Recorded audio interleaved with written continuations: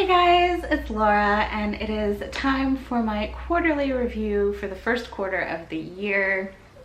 We've gone through the first quarter of the year, which is astonishing to me. I can't believe how quickly this year is flying by, for me at least. So if you're new to my quarterly reviews, basically what I'm going to do is I'm going to give you some stats of all of the books that I read over the last 3 months. I'm going to do a quick goal check-in, and then we're gonna go into my top 5 favorite books of the quarter. It's always my favorite to do this. I always find it so interesting to see which books end up becoming my favorites of the year from my top 5 of the quarter.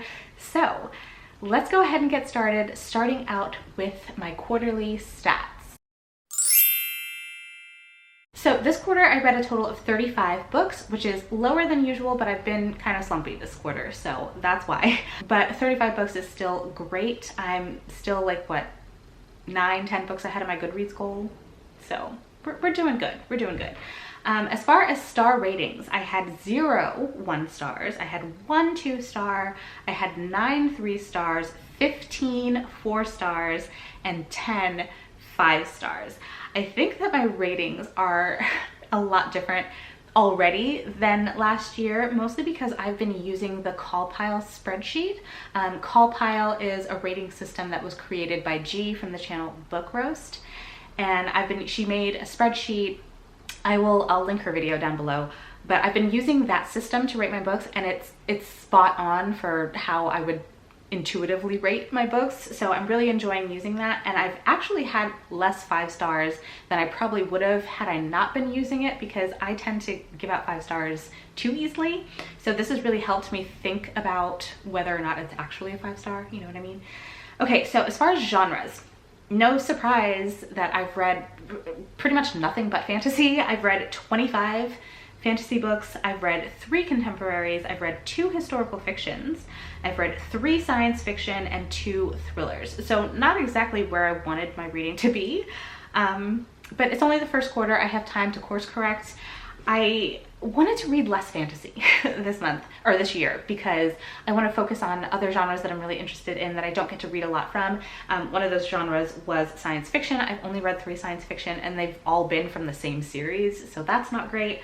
And thrillers, I've read 2. I wanted to read more horror thriller, so 2 is not a lot, but like I said, I have time to course correct, although pretty much all I want to read right now is fantasy. So I don't know how that's gonna go, but that's where we were this quarter. So those are the stats that I usually go over. Let's go into my goals. Let's check in, see how I've been doing with my goals.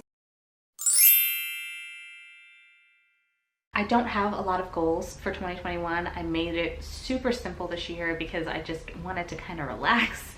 My first goal, of course, is read 100 books. Like I mentioned earlier, I am 10 books ahead of schedule, so I'm doing good with that. My second goal was to read 60% of my pre-2021 TBR, which I had 150 books at the start of the year, so I need to read 90 of those books, which means if we divide that quarterly, I need to read 22, 23 books per quarter. This quarter, I managed to read 19. So that's pretty good. Some of those were DNFs, and some of them were books that I decided to unhaul, but I did manage to get through 19 of my pre-2021 TBR. So that's really good. That's very close to the number that it needs to be at. And I have an exciting project coming up later on this month that will help me get rid of some more. So excited about that. And then as far as the series that I wanted to start, series that I wanted to complete, I've completed some series this year. Okay, I completed 3 series so far this year, series that I started before 2021. As far as the series that I wanted to get read this year, I haven't started any of those. Not a single one. So yes, I have put a lot of the books, the first books in the series, on my quarterly TBR, so I will get to them within the next 3 months, but I haven't started them yet. Okay, so that's pretty much it for my goals. Now we're gonna get into the really exciting part of this video, and that is my top 5 favorites of the quarter.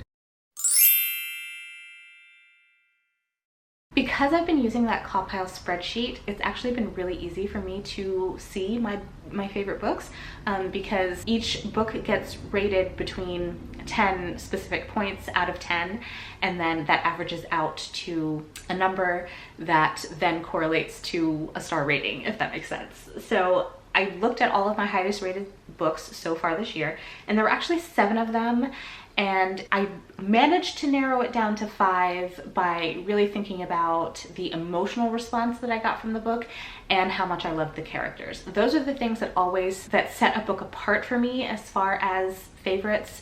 It's how much I loved and related to the characters, how well fleshed out they were, and if the book like made me have an emotional response. All of these books did that, so let's talk about them. And I don't have them in order. I'm not ranking them. I cannot do that. They're not in order from 5 to 1 or anything like that. These are just all, I honestly feel like I love all of these almost equally. So let's get into it. The first book I'll talk about is the very last book that I read this quarter, and that is The Bone Shard Daughter by Andrea Stewart. I talked about this recently because I just did my wrap up for March, which is when I read it, and I loved this so much. Animal companions, an amazing world that has really unique magic and unique world building. This takes place on a series of islands that migrate. It also has this bone shard magic where people are required to give up a sliver of their bone to the emperor so that he can power these constructs, which are kind of a mix of different things, different animals, maybe different human parts as well, and he uses these bone shards to power them. You write commands on the bone shard and put it into them, and then they follow those commands, and he uses these constructs to kind of rule the empire. I loved the characters in here. I loved how we are put into this book and we don't know what's going on, and the characters don't know what's going on, and we all have to figure it out together. I really enjoy storytelling that's done that way. I don't like knowing more than the characters know. I fell in love with these characters, especially Jovis, who is this unlikely hero, and the animal companion in here is the most adorable thing in the world. I loved this book to pieces, 5 out of 5 stars. I definitely think that this will be one of my favorites of the year, and I highly, highly recommend this if you have not picked it up yet. The sequel comes out soon, later this year, so super excited to read that. I love this. It was so great. The next book I have here is probably the one book that affected, well, maybe not. It's a book that affected me so much emotionally. It is a very emotional read, and that is The Sword of Cai Gan by M.L. Wang. This was absolutely incredible. It took a little bit for me to get through because it is a very complex world. There's a lot of unfamiliar language and stuff like that, but once you get into it, and there's also a glossary in the back, which is very helpful. Once you get into it, it's so amazing. This is basically it's a war story. We're following 2 main characters. One is Mamoru, who is a young boy who has known that his one goal in life is to become this superior warrior, and then we're also following his mother, who is Misaki. Misaki is a warrior in her own right, but she put down her sword 14 years ago to become wife and mother, and we're following them as war comes to their little peninsula. It is such an emotional story. Like I said, I cried so hard. What I love about this is that it has absolutely everything. So it has these amazing battles, these amazing fight scenes, and some of the best fight scenes that I've ever read in a book, ever. Described the way that it's portrayed, some of the most amazing moves, and just incredible, absolutely incredible action. But it also has this deep, interpersonal relationships, character work, just such emotionally charged storytelling. It was brilliant, and it is an adult standalone. So you're getting absolutely everything that you could ever want in an epic fantasy story, epic fantasy trilogy in one book. I loved it so much, and like I said, I cried like a baby when things went down in here. I feel like it's harder to get me to really care for characters as much as I cared for these characters in one single book, because usually with a series you get more and more time with the characters and you love them even more. No, these are some of my favorite characters of all time from this one book. I highly recommend this. It's a standalone, definitely a great book to pick up if you don't want a commitment of a long fantasy series. The Sword of Cai Gan was amazing and I highly recommend it. And then we have We Free the Stars by House of Faisal. This is the second book to We Hunt the Flame. This was incredible. Now, I loved We Hunt the Flame. It was one of my favorite books of 2020. I loved this book even more. Just the way, the places that our characters go in here, and I don't mean like physical locations, I mean emotionally, I mean mentally, the things that they are put through, the brutality, the trauma, and all of it, the way it wrapped up, because this is a final book, it was only a duology, the way this wrapped up was so beautiful. It was everything that I could have wanted and didn't know that I needed. Just it was so perfect. This is a Middle Eastern inspired fantasy. The like magical beings that we see in here, we got to see like these really creepy mermaids for a second, and it was so good. I loved absolutely everything about this, but mostly I just love Saphira, which is our main character, and Nazir, who's the love interest, and their dynamic, and just all of the banter and like the tension between them was so good. I got everything that I could have hoped for and more. A little bit about this. In the first book, we're following Saphira, who has to disguise herself as a boy to provide for her village. She goes into this dangerous forest where no one ever comes out of, but for some reason Saphira is able to go in and come out unharmed. She hunts for the people of her village and she feeds them, but she has to be a man to do this because they have a very twisted view of women and what they can do. And then she gets the opportunity to go on this mission to retrieve this magical artifact, to bring magic back to her land, because her land is actually cursed and magic has been taken away. And it's one of my favorite stories of all time.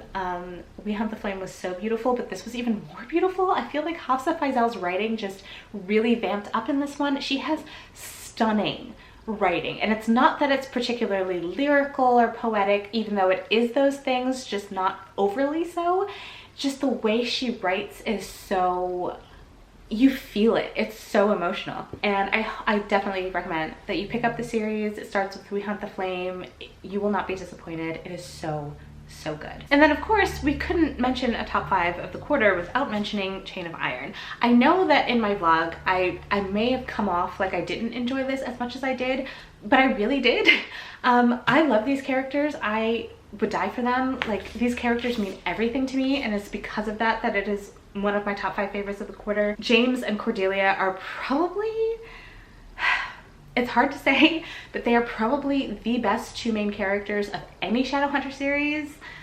I really feel that way, and I also just love the side characters in here as well. I love Anna Lightwood. She is one of my new favorite characters of all time. The only reason why I was a little bit about this book when I was talking about it was because there was so much left unresolved, but it's always like that in Cassandra Clare's second books. Like, she always leaves us on such an emotional cliffhanger, and that's what it was with this one. But I loved every single second of this. Just the way she managed to give us such amazing moments, but then rip our heart out right after.